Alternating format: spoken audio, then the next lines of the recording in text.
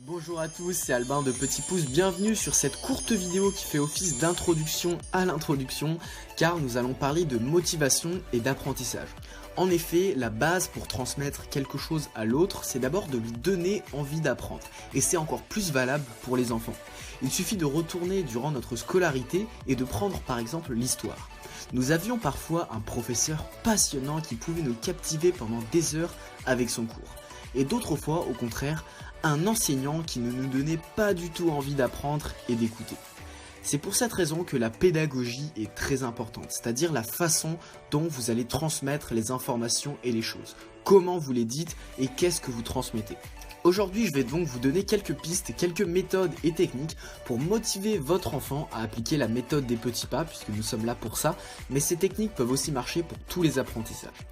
Avant toute chose, explorons un petit peu la motivation. La motivation, elle est décomposée en deux parties. Ce que nous voulons éviter, c'est-à-dire les douleurs, et ce que nous voulons obtenir, c'est-à-dire les objectifs. Notre cerveau est exactement comme une tête chercheuse à plaisir qui va tout faire pour éviter les douleurs et aller vers ce qui lui fait plaisir. Donc la première étape, c'est d'identifier ce qui fait mal à votre enfant aujourd'hui, ce qu'il veut changer. Et je parle bien des douleurs de votre enfant, pas les vôtres. Je rencontre de nombreux parents qui ont tendance à projeter leurs propres peurs sur leurs enfants, alors que les enfants finalement les vivent très bien, ou bien les enfants ont d'autres problématiques que celles de leurs parents. Si vous avez démarré ce programme, c'est que probablement votre enfant rencontre certaines difficultés. Peut-être qu'il se sent seul, qu'il souffre d'angoisse, qu'il n'arrive pas à bien s'exprimer, qu'il a peur du regard des autres. Le mieux pour le découvrir, c'est de discuter avec lui. Normalement, à partir de 5-6 ans, un enfant est capable de mettre des mots sur ce qu'il ressent et ce qui le dérange. La deuxième étape, c'est de découvrir ce qu'il veut obtenir, c'est-à-dire la situation idéale, la situation rêvée. Plus d'amis, plus de sérénité, de meilleures notes, mieux comprendre les autres, etc. Vous pouvez même le projeter dans une situation idéale où une petite fée pourrait réaliser tous ses rêves. Si tout était possible, s'il pouvait exaucer tous ses vœux, qu'est-ce qu'il aimerait de plus ou de moins dans sa vie?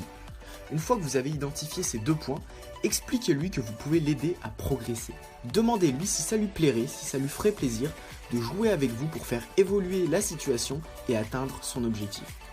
Ensuite, passez carrément un pacte entre vous, un accord qui sera quelque chose dans le genre. Moi, Léo, âgé de 8 ans, je m'engage à obtenir tac tac tac et pour y parvenir, je vais jouer et apprendre avec ma maman 15 minutes par semaine.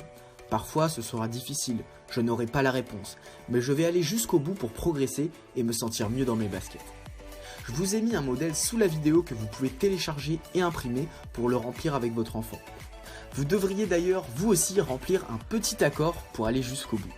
Voilà, ça c'est une méthode qui fonctionne très bien. Il y a aussi la méthode des petits challenges. Par exemple, chaque jour en rentrant de l'école, vous pouvez confier une mission spéciale à votre enfant qui est de remplir une activité ensemble. Proposez-lui des défis, proposez-lui des activités, mettez ça sous forme amusante, sous forme de jeu. Vous pouvez même le faire dans les trajets. Par exemple, pour découvrir ses valeurs, ce qui est une activité du module 1, vous pouvez lui demander de l'aide pour choisir. Tiens, regarde ces valeurs, j'ai du mal à choisir les miennes. Que choisirais-tu à ma place? Et là, vous pouvez lui donner la liste et lui demander s'il sait ce que c'est une valeur. S'il doit affronter une de ses peurs, découpez cette peur en plusieurs étapes et proposez-lui de faire une étape chaque jour.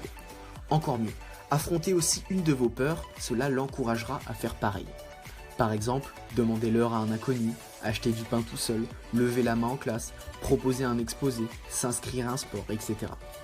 Voilà, vous avez maintenant plusieurs méthodes pour motiver votre enfant à apprendre. N'hésitez pas à partager vous aussi vos astuces sous cette vidéo ou en répondant à mon mail. C'était Albin, à bientôt dans la méthode des petits pas.